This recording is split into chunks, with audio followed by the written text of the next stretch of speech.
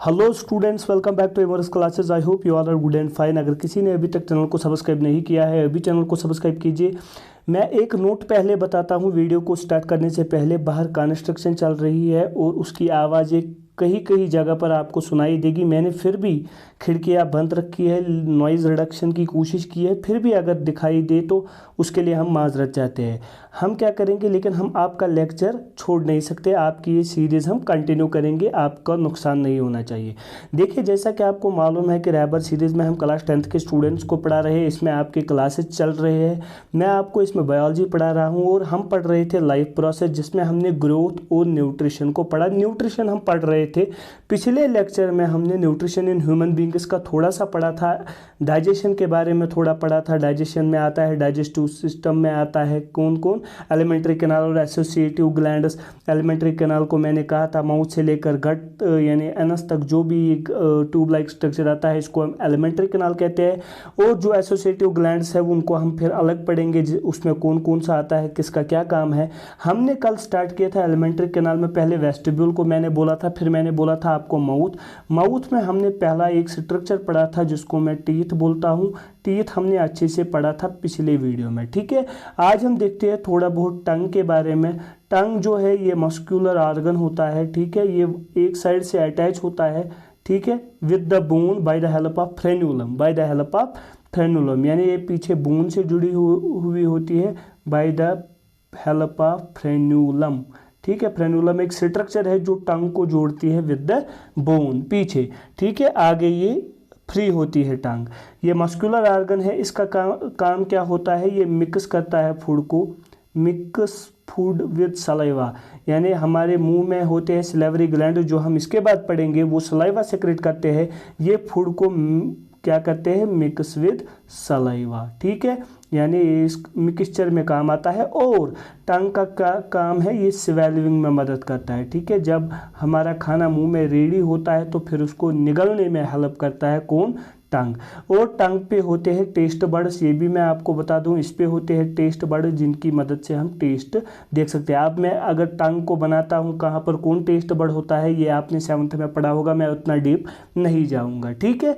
टंग जो होती है ये मस्कुलर ऑर्गन होती है, वन साइड से बोन से अटैच होती है by the help of frenulum, दूसरी साइड से फ्री होती है।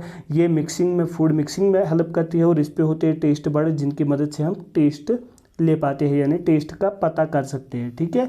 ये सोअर है, ये बिटर है, ये साल्टी है, ये क्या है, ये हम पता लगा सकते हैं। अब जो इम्पोर्टेंट है वो है सेलेवरी ग्लैंड्स। क्या है, सेलेवरी ग्लैंड्स। याद रखना, हमारे मुंह में कितने सेलेवरी ग्लैंड्स होते हैं, 6 होते हैं। 6 होते हैं, लेकिन टाइप होते हैं 3। 6 होते हैं टोटल, यानी नंबर होता है उनका 6, लेकिन 3 टाइप के होते हैं। यानी हर टाइप के होते हैं 2, हर टाइप के होते हैं 2। वो कौन कौन सा टाइप होता है आपको याद रखना है। एक होते हैं पैरोटिड ग्लैंड्स, पैरोटिड ग्लैंड्स, ठीक है। पैरोटिड ग्लैंड्स कितने होंगे, 2। पैरोटिड ग्लैंड्स होते हैं 2। दूसरे होते हैं सबमैंडिब्यूलर, सबमैंडिब्यूलर, सबमैंडिब्यूलर ग्लैंड्स। ये कितने होते हैं, 2, ठीक है। और होते हैं lingual glands, sublingual, sublingual glands, sublingual glands. ये भी कितने होते हैं, 2। यानी टोटल कितने सिलेवरी ग्लैंड्स होते हैं हमारे मुंह में, 6। 2 होते हैं पैरोटिड ग्लैंड्स, 2 होते हैं सबमैंडिबुलर ग्लैंड्स, 2 होते हैं सबलिंगुअल ग्लैंड्स। इनके अलग अलग नाम क्यों हैं ये आप हायर क्लासेस में पढ़ोगे। एक बात याद रखना, इनमें सबसे बड़ा ग्लैंड कौन होता है, पैरोटिड ग्लैंड, ठीक है। Parotid glands largest salivary glands होते हैं। सिलेवरी ग्लैंड्स होते हैं 3 टाइप के, लेकिन इनमें बड़ा होता है कौन सा, पैरोटिड ग्लैंड्स, ठीक है। इसका मेजर सेक्रेशन भी होता है, सेक्रेशन भी ये सलाइवा में कंट्रीब्यूशन जो होता है वो ज़्यादा पैरोटिड ग्लैंड्स का ही होता है, ठीक है। ये इनकी पोजीशन आप हायर क्लास में पढ़ोगे, ये अलग अलग कहाँ पर चीक्स पे होते हैं, बिलो द टंग होते हैं, कहाँ पर होते हैं, ये आप हायर क्लास में पढ़ोगे। लेकिन आप याद रखना, हमारे मुंह में 6 सिलेवरी ग्लैंड्स होते हैं 3 टाइप के। पैरोटिड होते हैं 2, सबमैंडिबुलर होते हैं 2, सबलिंगुअल होते हैं 2। ये तीनों क्या सेक्रेट करते हैं, सलाइवा। जो आप देखते होंगे ये मुंह में जो वेट होता है, ये पानी फ्लूइड लाइक, इसको हम कहते हैं सलाइवा। क्या कहते हैं? सलाइवा। सलाइवा का एक इम्पॉर्टेंट रोल है डाइजेशन में, क्योंकि सलाइवा में होता क्या क्या है ये आप देखना। ये होता है वाटर फ्लूइड, इसमें होता है मेनली ज़्यादातर क्या? वाटर। ठीक है, वाटर के साथ साथ होते हैं इसमें इलेक्ट्रोलाइट्स। इलेक्ट्रोलाइट्स यानी इसमें कुछ सोडियम के आयन्स होते हैं, इसमें कुछ पोटेशियम के आयन्स होते हैं, इसमें कुछ क्लोराइड के आयन्स होते हैं, इसमें कुछ बाइकार्बोनेट के आयन्स होते हैं। ये डिफरेंट आयन्स यानी इलेक्ट्रोलाइट्स किस में प्रेजेंट होते हैं? सलाइवा में। ज़्यादा क्या होता है? वाटर। इसके साथ साथ होते हैं इसमें, आप याद रखना, इसके साथ साथ इसमें होता है सेलेवरी एमाइलेस। वेरी इंपॉर्टेंट, ये इंपॉर्टेंट है, सेलेवरी एमाइलेस, या इसका दूसरा नाम है टायलिन, PTYALIN, सेलेवरी एमाइलेस या टायलिन। ये इंपॉर्टेंट है, ये एक एंजाइम होता है सलाइवा में जिसका नाम है सेलेवरी एमाइलेस या टायलिन। इसका क्या काम है अभी मैं बताता हूँ। और इसमें होता है एक लाइसोजाइम। क्या होता है? लाइसोजाइम। ये किस में प्रेजेंट होता है? सलाइवा में। सलाइवा में क्या प्रेजेंट होता है? और लाइसोजाइम। ये लाइसोजाइम क्या करता है? ये किल करता है बैक्टीरिया को। यानी अगर हमने खाना खाया, उस खाना में अगर बैक्टीरिया होगा या कुछ जरासीम होंगे, उनको किल कौन करता है? लाइसोजाइम। वो किस में प्रेजेंट होता है? सलाइवा में। ठीक है, ये आपने देखा होगा। देखिए वाटर तो इसमें मेजॉरिटी में होता है। इलेक्ट्रोलाइट्स, ठीक है, ये इसमें प्रेजेंट होते हैं। जो इसमें एंजाइम होता है मेन, वो होता है सेलेवरी एमाइलेस या टायलिन। इसका क्या काम है याद रखना। इसका काम है जो हमारे ग़िज़ा में स्टार्च होगा, उस स्टार्च को ये माल्टोज में कन्वर्ट करता है। किस में? माल्टोज। ये आप हायर क्लासेस में पढ़ोगे, ग्लूकोज, माल्टोज, सक्रोज, ये क्या होते हैं? ये होते हैं कार्बोहाइड्रेट्स ही होते हैं, लेकिन डिफरेंट। ये देखना, ये होता है कम्प्लेक्स कार्बोहाइड्रेट, यानी स्टार्च होता है। आपने देखा होगा स्टार्च कहाँ होता है? प्लांट्स में फोटोसिंथेसिस के बाद जो एक्स्ट्रा फूड बचता है वो स्टोर करते हैं in the form of starch. ठीक है, हम स्टोर करते हैं food in the form of glycogen. अगर हम में एक्स्ट्रा फूड बचेगा वो हम स्टोर करते हैं in the form of glycogen. Plant store करते हैं extra food in the form of starch. अगर हमने प्लांट का कोई पार्ट खाया, फूड खाया कुछ, उसमें क्या होगा? स्टार्च। उस स्टार्च को ये सेलेवरी एमाइलेस या टायलिन जो सलाइवा में प्रेजेंट होता है कन्वर्ट करेगा माल्टोज में। इसमें होते हैं बहुत सारे ग्लूकोज के मॉलिक्यूल्स। इसमें होंगे बहुत सारे ग्लूकोज के मॉलिक्यूल्स। इसमें बहुत सारे ग्लूकोज के मॉलिक्यूल्स। माल्टोज जो होता है ये होता है 2 ग्लूकोज यूनिट्स का बना हुआ। यानी आप ये इम्पोर्टेंट नहीं, फिर मैं आपको बताऊंगा माल्टोज किसका बना होता है, ये आप याद रखना। जो स्टार्च होता है ये कम्प्लेक्स कार्बोहाइड्रेट है, इसको ये छोटे छोटे टुकड़ों में तोड़ता है, इनको किस में कन्वर्ट करता है? माल्टोज में। ये भी कार्बोहाइड्रेट है, ये भी कार्बोहाइड्रेट है, लेकिन ये कम्प्लेक्स कार्बोहाइड्रेट पॉलीसेकेराइड है, ये डाइसेकेराइड है। ये आप हायर क्लास में पढ़ोगे। इतना आप याद रखना कि सेलेवरी एमाइलेस या टायलिन स्टार्च को माल्टोज में कन्वर्ट करता है। ठीक है, अब हम देखते हैं ये लाइसोजाइम क्या करता है? किल बैक्टीरिया को करता है। आई होप आपको मुंह में समझ आया होगा। जब मुंह में काम होता है, मुंह में जब हम चबाते हैं, टीथ क्या करते हैं? मैकेनिकल डाइजेशन, जो हमने कल पढ़ा, उसके साथ सलाइवा मिक्स होता है, बैक्टीरिया को किल करता है लाइसोजाइम, सेलेवरी एमाइलेस, साथ साथ किसको? स्टार्च को माल्टोज में कन्वर्ट करना शुरू कर देता है। इधर जो बचता है जिसको हम स्वेलो करते हैं bye the help of tongue, उसको, उस फूड को हम कहते हैं बोलस। यानी व्हाट इज़ बोलस? यानी मुंह में जब हमने खाना लिया, उसको चबाया वबाया, उसके साथ में कुछ हुआ सलाइवा, फिर जब हम मुंह निगल लेते हैं उसको हम कहते हैं फिर बोलस। ये बोलस किस में चला जाता है? ये बोलस चला जाता है ईसोफेगस में। किस में? पहले ये पहुंचता है फेरेंक्स में। ये फेरेंक्स क्या होता है? आप ये बात याद रखना। देखिए क्या, जो हमारी नाक है, इधर से जो ये नेज़ल पैसेज जाती है और जो हमारा मुंह है, ये यहाँ पर मिलते हैं। यानी नेज़ल पैसेज और यहाँ पर जो मुंह के नीचे यहाँ पर मिलते हैं ये फूड और एयर, इसको हम कहते हैं फेरेंक्स। अगर कभी ये क्वेश्चन आया what is the common pathway, ये होता है common pathway for food and air. यानी ग़िज़ा और हवा कहाँ पर मिलता है? इसी जगह पर, इसको हम कहते हैं फेरेंक्स। फेरेंक्स एक जगह है जहाँ पर नाकों से जो हमने हवा लिया और मुंह से हमने जो खाना खाया वो मिलते हैं। फिर आप सोचोगे फिर ये अलग अलग कैसे होते हैं, वो हम रेस्पिरेटरी सिस्टम में पढ़ेंगे, वहाँ पर हम पढ़ेंगे। फिर फूड क्यों नहीं चला जाता है लंग्स में, वो हम वहीं पर देखेंगे। आप इतना याद रखना, जब हमने बोलस को निगल लिया पहले ये फेरेंक्स में पहुँचेगा, फेरेंक्स से अलग पाइप में जाएगा जिसको हम कहते हैं ईसोफेगस। क्या कहते हैं? ईसोफेगस। उसी को हम क्या कहते हैं? Food pipe. ईसोफेगस और फूड पाइप, ईसोफेगस और फूड पाइप, ठीक है, फेगस और फूड पाइप, इसमें ये चला जाता है, ठीक है। फूड पाइप क्या करता है, इसमें जब ये बोला जाता है तो इसमें होते हैं मूवमेंट्स, उनको हम कहते हैं peristalsis movements, peristalsis movements, peristalsis movement. ये क्या होता है, जो हमारा एलिमेंट्री कैनाल होता है वो सारा पेरिस्टाल्सिस मूवमेंट दिखाता है। मैंने यहाँ पर बोला ईसोफेगस और फूड पाइप क्या दिखाएगा? Peristalsis movement.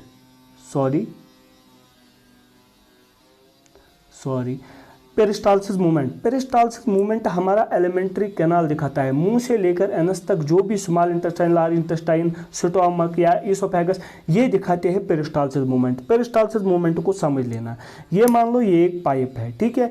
अगर ऊपर वाला पार्ट कंट्रैक्ट करेगा तो गज़ा कहाँ आएगा? नीचे। नीचे वाला ने रिलैक्स किया, फिर नीचे वाला कंट्रैक्ट करेगा, उससे नीचे वाला रिलैक्स करेगा और गज़ा और नीचे जाएगा। फिर इसके नीचे वाला क्या करेगा? कंट्रैक्ट, गज़ा नीचे आएगा, नीचे वाला रिलैक्स करेगा, फिर नीचे वाला कंट्रैक्ट करेगा। इसी तरह रिदमिक कंट्रैक्शन जो होती है, कंट्रैक्शन एंड रिलैक्सेशन, ये क्या होता है? ये होता है rhythmic contraction and relaxation. What is peristalsis movement? ये है rhythmic contraction and relaxation of alimentary canal या गट। जो हमारा गट होता है ये रिदमिकली, यानी एक पार्ट कंट्रैक्ट दूसरा पार्ट रिलैक्स, फिर वो कंट्रैक्ट फिर नीचे पार्ट रिलैक्स, इसी तरह ये गज़ा आगे बढ़ता है। इन मूवमेंट्स को हम कहते हैं पेरिस्टाल्सिस मूवमेंट। ये हमारा पूरा एलिमेंट्री कैनाल या गट दिखाता है। लेकिन हमारी ईसोफेगस में ये स्टोमक से, मतलब हमारी ईसोफेगस से स्टोमक तक ये बोलस कैसे पहुँचता है? Through this movements, peristalsis movements, ठीक है। आई होप आपको समझ आया होगा। अब जो फूड है वो कहाँ पर पहुँच गया? स्टोमक में। ईसोफेगस पे के बाद कहाँ पहुँच गया? स्टोमक में। अब हम स्टोमक की बात करते हैं, इसमें होता क्या है। पहले हम देखते हैं स्टोमक के पार्ट्स क्या होते हैं। आप मान लो ये ईसोफेगस है, यहाँ से ईसोफेगस आया, ठीक है। ये मान लो आप ईसोफेगस और ये रहा स्टोमक, ठीक है। देखिए स्टोमक के 4 पार्ट्स होते हैं, अपर वाला पार्ट और एक पार्ट और बीच वाला जो बड़ा होता है और लास्ट वाला। मैंने यहाँ पर मैं नए से डायग्राम बनाता हूँ, मैंने थोड़ा गलत बनाई, इसकी ओपनिंग मैंने बंद रखी। ये मान लो, ये आप मान लो ईसोफेगस आ गई, ये यहाँ पर इस तरह बनता है स्टोमक, यहाँ पर इसकी ओपनिंग होती है, ठीक है, जो स्मॉल इंटेस्टाइन में चली जाती है। जो स्टोमक होता है इसके 4 पार्ट्स होते हैं, अपर वाला पार्ट, ये पार्ट और एक और बड़ा पार्ट होता है वो लास्ट वाला पार्ट। जो अपर वाला पार्ट होता है उसको हम कहते हैं फंडस, FUNDUS। क्या कहते हैं? फंडस। इस फंडस में होते हैं गैसेस, ये आप याद रखना, इस फंडस में होते हैं गैसेस। आपको मालूम है कि स्टोमक में डाइजेशन के दौरान कुछ गैसेस बनते होंगे। गैसेस लाइटर होते हैं तो वो ऊपर चले जाते हैं और फंडस पार्ट में रहते हैं, ठीक है। बयांसी की वजह से कहाँ पर चले जाते हैं? ऊपर, फंडस में होते हैं गैसेस। जो पार्ट यहाँ पर होता है उसको हम कहते हैं कार्डियक पार्ट। क्या कहते हैं? Cardiac part. इसी कार्डियक पार्ट में एंटर होता है ईसोफेगस। वेरी इंपॉर्टेंट क्वेश्चन, अगर किसी से पूछा जाएगा कि ये स्टोमक है, स्टोमक के अपर पार्ट जो है फंडस, फिर है कार्डियक। आम कॉमन सेंस के हिसाब से ईसोफेगस आना चाहिए और फंडस से एंटर होना चाहिए, लेकिन नहीं, ये थोड़ा एंगल पर आता है और कार्डियक पार्ट में एंटर होता है ईसोफेगस, फंडस में नहीं। फंडस थोड़ा ऊपर होता है, उसमें होते हैं गैसेस। जो बीच का बड़ा वाला पार्ट होता है, जो यहाँ पर बिग पार्ट होता है, इसको हम कहते हैं बॉडी। इसी बॉडी में प्रोसेस होती है डाइजेशन की। मेनली जो प्रोसेस होती है वो कहाँ पर होती है? बॉडी में, ठीक है। जो लास्ट वाला पार्ट होता है इसको हम कहते हैं पाइलोरिक पार्ट। क्या कहते हैं? Pyloric part. ये आपने याद रखना है, ये क्या होते हैं? Parts of stomach. देखिए क्या होता है, जो यहाँ पर एंटर करता है ना, जहाँ पर ईसोफेगस और स्टोमक मिलता है, यहाँ पर ये एंटर होती है ओपनिंग, यहाँ पर एक स्फिंक्टर होता है, ठीक है, एक दरवाज़ा जैसा होता है, आप ऐसे याद रख लो। उसको हम कहते हैं gastro oesophageal sphincter, gastro oesophageal sphincter, gastro oesophageal sphincter. इसका क्या मतलब है? Gastro means stomach, oesophageal means oesophagus. Oesophagus और स्टोमक जहाँ पर मिलते हैं, ये मान लो ये स्टोमक है, यहाँ से आया ईसोफेगस, ईसोफेगस जहाँ पर मिलता है स्टोमक से, वहाँ पर एक गेट लाइक स्ट्रक्चर होता है, उसको हम कहते हैं गैस्ट्रो ईसोफेजियल स्फिंक्टर। ये गैस्ट्रो ईसोफेजियल स्फिंक्टर क्या करता है? ये फूड को बैक फ्लो होने से बचाता है, ठीक है, ये रिगर्जिटेशन से बचाता है, कभी वोमिटिंग यानी ये फूड वापस ना आ जाए, स्टोमक से वापस ना आए तो उससे बचाता है, ठीक है। वोमिटिंग के दौरान अलग प्रोसेस होती है, वो हम कभी और पढ़ेंगे। देखिए यहाँ पर होता है ये स्फिंक्टर, चला गया कहाँ से? कार्डियक से आया ग़िज़ा, यानी यहाँ पर कार्डियक से चला गया किस में? बॉडी में, को क्या कहते हैं हम उसको? बोलस। बोलस कहाँ पर पहुँच गया? बॉडी में। बॉडी में होते हैं फोल्डिंग्स, इस बॉडी में होते हैं फोल्डिंग्स, उन फोल्डिंग्स को हम कहते हैं गैस्ट्रिक रूगे। क्या कहते हैं? गैस्ट्रिक रूगे। ये आपने याद रखना, गैस्ट्रिक, जहाँ पर भी गैस्ट्रो वर्ड आए मीनस स्टोमक, गैस्ट्रिक रूगे ये होते हैं इनफोल्डिंग्स। देखिए अगर कोई पॉलीथीन लिफाफा होगा, उसमें अगर कुछ इनफोल्डिंग्स होंगी, कुछ इस तरह मतलब होंगे वो इनफोल्डिंग्स, अगर हम उसमें कुछ डालेंगे तो वो इनफोल्डिंग्स एक्सपेंड होते हैं और उसमें ज़्यादा आता है। ये स्टोमक में जो गैस्ट्रिक रूजे होते हैं, ये इनफोल्डिंग्स होते हैं कि ये इंक्रीज करते हैं सरफेस एरिया। क्या करते हैं? इंक्रीज करते हैं surface area to accommodate more food, यानी ज़्यादा ग़िज़ा स्टोमक में आना चाहिए, इसके लिए ये गैस्ट्रिक रूजे होते हैं इनफोल्डिंग्स। जब इसमें ग़िज़ा जाता है तो ये एक्सपेंड करते हैं और सरफेस एरिया इंक्रीज करते हैं ताकि ज़्यादा ग़िज़ा स्टोमक में आ जाए, ठीक है। फिर क्या होता है? जो लास्ट वाला पार्ट होता है पाइलोरिक पार्ट। क्या होता है? Pyloric part. पाइलोरिक पार्ट यहाँ से कहाँ चला जाता है, मतलब किससे कंटिन्यू करता है? स्मॉल इंटेस्टाइन से, यानी पाइलोरिक पार्ट किससे कनेक्ट होता है? स्टोमक, सॉरी, जो पाइलोरिक पार्ट ऑफ स्टोमक होता है, लास्ट वाला पार्ट, वो स्मॉल इंटेस्टाइन से कनेक्ट होता है। वहाँ पर भी एक गेट लाइक स्ट्रक्चर यानी स्फिंक्टर होता है, उसको हम कहते हैं पाइलोरिक स्फिंक्टर। क्या कहते हैं? Pyloric sphincter. क्या कहते हैं? Pyloric sphincter. ये क्या काम करता है? ये स्फिंक्टर धीरे धीरे ग़िज़ा को किस में डालता है? स्मॉल इंटेस्टाइन में। फिर स्मॉल इंटेस्टाइन के पार्ट्स होते हैं, अपर वाला पार्ट होता है डिओडेनम, बीच वाला जिजुनम, लास्ट वाला इलियम, वो हम कल पढ़ेंगे। लेकिन डालता किस में है? ये अपर वाले पार्ट ऑफ स्मॉल इंटेस्टाइन, जिसको हम कहते हैं डिओडेनम, वहाँ पर स्फिंक्टर होता है पाइलोरिक स्फिंक्टर। ये किस काम आता है पाइलोरिक स्फिंक्टर? ये थोड़ा थोड़ा ग़िज़ा को स्मॉल इंटेस्टाइन में डालता है, सारे ग़िज़ा को एक साथ नहीं डालता है। जो ग़िज़ा आप स्मॉल इंटेस्टाइन में पहुंच गया वो क्या होगा? ठीक है, वो क्या होगा? वो डाइजेस्टेड होगा। उसमें क्या होता है? स्मॉल इंटेस्टाइन में क्या डाइजेशन, पहले हम डाइजेशन पढ़ते हैं स्टोमक में। स्टोमक में क्या डाइजेशन होती है वो हम पढ़ेंगे, ठीक है।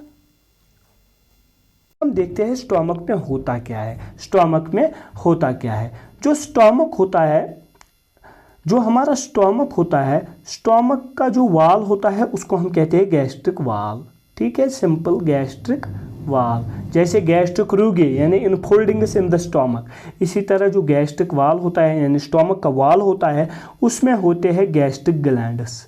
क्या होते हैं? गैस्ट्रिक ग्लैंड्स, उसमें होते हैं गैस्ट्रिक ग्लैंड्स। फिर आप हायर क्लासेस में पढ़ोगे इसमें कौन कौन से सेल्स होते हैं और कौन सेल क्या सिक्रेट करता है। मैं यहाँ पर उतना डीप नहीं जाऊँगा। इसमें होते हैं पैराइटल सेल्स, ऑक्जेंटिक सेल्स, ये आप हायर क्लासेस में पढ़ोगे। और कुछ सेल्स म्यूकस नेक सेल्स, बहुत सारे होते हैं इसमें सेल्स, वो आप हायर क्लास में पढ़ोगे। आप इतना याद रखना, जो स्टोमक का वाल होता है उसमें होते हैं गैस्ट्रिक ग्लैंड्स, और जो ये गैस्ट्रिक ग्लैंड्स होते हैं ये सेक्रेट करते हैं गैस्ट्रिक जूस। क्या सेक्रेट करते हैं? Gastric juice. उस गैस्ट्रिक जूस में होता क्या है वो अब मैं बताता हूँ। उस गैस्ट्रिक जूस में एक इनएक्टिव एंजाइम होता है जिसका नाम है पेप्सिनोजिन। पेप्सिनोजिन क्या होता है? पेप्सिनोजिन। ये एक इनएक्टिव एंजाइम है, ठीक है। इसके अलावा होता है इसमें HCl, हाइड्रोक्लोरिक एसिड। इसके साथ साथ होता है इसमें म्यूकस। क्या होता है? म्यूकस। ये मेनली आप याद रखना क्या होता है गैस्ट्रिक जूस में, pepsinogen, HCl and mucus. Pepsinogen, HCl and mucus. अब हम देखते हैं कौन क्या करता है। वहां पर बोलस पहुंच चुका है, गैस्ट्रिक ग्लैंड्स ने सेक्रेट किया गैस्ट्रिक जूस। उस गैस्ट्रिक जूस में क्या है? पेप्सिनोजन। ये एक इनएक्टिव एंजाइम है, यानी इनएक्टिव एंजाइम का मतलब ये एक एंजाइम है लेकिन अभी इनएक्टिव है, ये कुछ काम नहीं कर पाएगा, ये HCl जो है ये है हाइड्रोक्लोरिक एसिड। ये क्या काम करता है? ये किल करता है बैक्टीरिया को। वहां पर कौन करता था सलाइवा में? लाइसोजाइम। यहाँ पर HCl जो एसिड है ये किल करता है किसको? बैक्टीरिया को। आप सोच रहे होंगे कि HCl एक स्ट्रॉन्ग एसिड है तो हमारे स्टोमक को ये क्यों नहीं जलाता है, हमारे स्टोमक को क्यों नहीं ये नुकसान पहुंचाता है? क्योंकि जब ये सिक्रेट होता है गैस्ट्रिक जूस, जो ये म्यूकस होता है ये कवर करता है इनर लाइनिंग ऑफ स्टोमक। ये क्या करता है? Covers inner lining of stomach. यानी जो ही ये सिक्रेट होता है गैस्ट्रिक जूस, सबसे पहले म्यूकस क्या करता है? ये स्टोमक की इनर लाइनिंग को कवर करता है ताकि HCl जो है ये अपना काम करे लेकिन स्टोमक की वॉल को कोई नुकसान न पहुंचाए। ठीक है, लेकिन HCl का और एक क्या काम है, इंपॉर्टेंट काम जो है, जो मैंने अभी आपको बोला पेप्सिनोजन, ये एक इनएक्टिव एंजाइम है। इसको एक्टिव बनाना है, इसको कन्वर्ट करना है एक्टिव एंजाइम में जिसको हम कहते हैं पेप्सिन। पेप्सिन क्या है? ये एक एक्टिव एंजाइम है। कहाँ से बनता है? पेप्सिनोजन। इसमें कौन मदद करता है? HCl। याद रखना, हाइड्रोक्लोरिक एसिड जो सिक्रेट करता है गैस्ट्रिक ग्लैंड, उसमें उसके दो फंक्शंस हैं। एक तो ये किल करता है बैक्टीरिया को जो बोलस में प्रेजेंट है, दूसरा क्या काम करता है? ये पेप्सिनोजन जो इनएक्टिव एंजाइम है इसको एक्टिव एंजाइम पेप्सिन में कन्वर्ट करता है। अब ये पेप्सिन कारगर बन गया, अब ये पेप्सिन काम करेगा। ये पेप्सिन क्या काम करता है? ये करता है डाइजेशन ऑफ प्रोटीन्स। क्या करता है? Digestion of proteins. Very important, क्या करता है? Digestion of proteins. कैसे ये डाइजेस्ट करता है प्रोटीन्स को? देखिए ये क्या करता है, ये प्रोटीन्स को तोड़ता है छोटे छोटे पार्टिकल्स में, यानी इसी को तोड़ता है। उनको हम कहते हैं peptones and proteoses. Peptones and proteoses.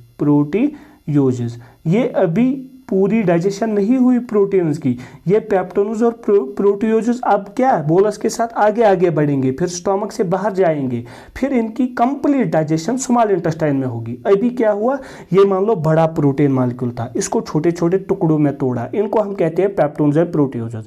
अभी कंप्लीट डाइजेशन नहीं हुई प्रोटीन्स की, अभी आगे बढ़ेंगे, फिर स्मॉल इंटेस्टाइन में इनके छोटे टुकड़े जो बनेंगे, एब्जॉर्बेबल फॉर्म जो इनकी होगी, उनमें ये कन्वर्ट होंगे, वो होते हैं अमीनो एसिड्स। फाइनली प्रोटीन्स किसमें टूटते हैं? अमीनो एसिड्स में। फिर वही अमीनो एसिड्स एब्जॉर्ब होते हैं। अभी ये क्या टूट गए छोटे टुकड़ों में, अभी इसके और टुकड़े होना बाकी है until they become amino acids. आप इतना याद रखना, जो पेप्सिन होता है स्टोमक में वो पहले इनएक्टिव होता है पेप्सिनोजन, उसको HCl कन्वर्ट करता है इनटू पेप्सिन। पेप्सिन प्रोटीन्स को डाइजेस्ट करता है और कन्वर्ट करता है इनटू पेप्टोन्स एंड प्रोटियोजेस।